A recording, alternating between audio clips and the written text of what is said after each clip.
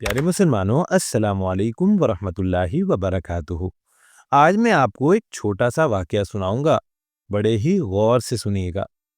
जब प्यारे आका इस दुनिया से रहलत फरमा गए तो वो लोग जिनको बाद में पता चला, यानी जिनकी पैदाइश बाद में हुई या जो बाद में मुसलमान हुए और जिनको प्यारे आका को देखने का, उनके बारे में जानने का इश्तियाक होता, शौक होता, तो वो अज़वाजे मुताहरात के पास जाते और पर्दे में बैठकर उनसे नबी पाक सल्लल्लाहु अलैहि वालैहि वसल्लम के बारे में दरियाफ्त करते कि प्यारे आका किस तरह ज़िंदगी गुजारते थे, कौन कौन सी सुन्नतें हैं, क्या अंदाज़े बयां होता था, किस तरह की बातें हुआ करती थीं।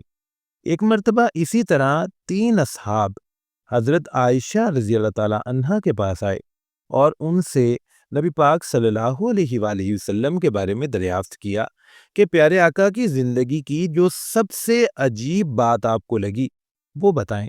इस पर अम्मा आयशा रज़ी अल्लाह अन्हा रो दी, यानी रोने लगी, और फरमाया कि जिसका मफ़हूम है कि प्यारे आका की ज़िंदगी की तमाम बातें ही अजीब तर थीं। लेकिन एक वाकया सुनो। एक दफ़ा ये हुआ कि मेरी बारी थी। आप इस चीज़ को बेहतर जानते हैं कि नबी पाक सल्लल्लाहु अलैहि वालैहि वसल्लम एक एक दिन अपनी बीवियों के पास जाया करते थे, यानी उनके पास जाने का दिन मुख्तस होता था कि आज एक बीवी के पास हैं तो कल दूसरी और परसों तीसरी, इस तरह।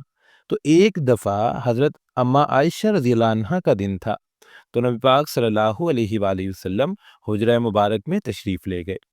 फिर रात को प्यारे आका ने उठकर वज़ू फरमाया और वज़ू के बाद नमाज के लिए खड़े हो गए।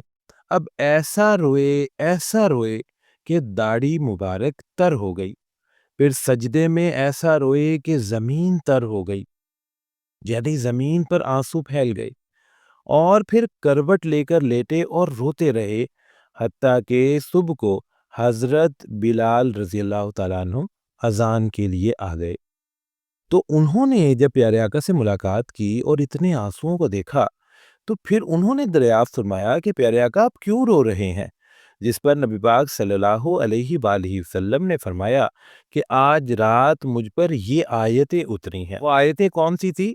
इन्ना फी खल्क़िस समावाति, यानी ये वाला रकू सूरत आले इमरान का आखिरी, जिसका तर्जुमा कुछ यूं है कि वैल, यानी हलाकत है उस शख्स पर जो इसे पढ़े और फिर इसमें गौर व तदब्बुर ना करे। यानी मुसलमानों, आज हम अपने हालात देखें और अपने प्यारे आका की हमसे मोहब्बत देखें कि तमाम रात वो इस आयत के बारे में सोचकर रोते रहे।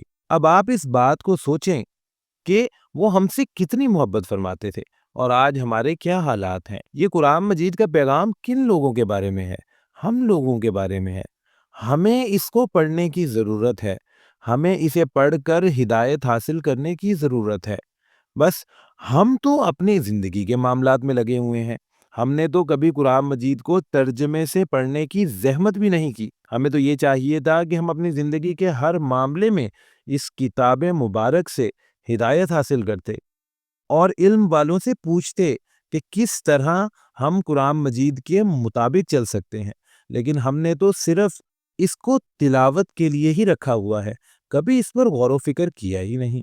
हालांकि आप देखें कि कोई छोटी से छोटी चीज़ भी खरीदें तो उसके साथ एक मैन्युफैक्चरर का मैनुअल आता है कि इसको इस्तेमाल करने के लिए इस तरह और इन हिदायत पर अमल करें।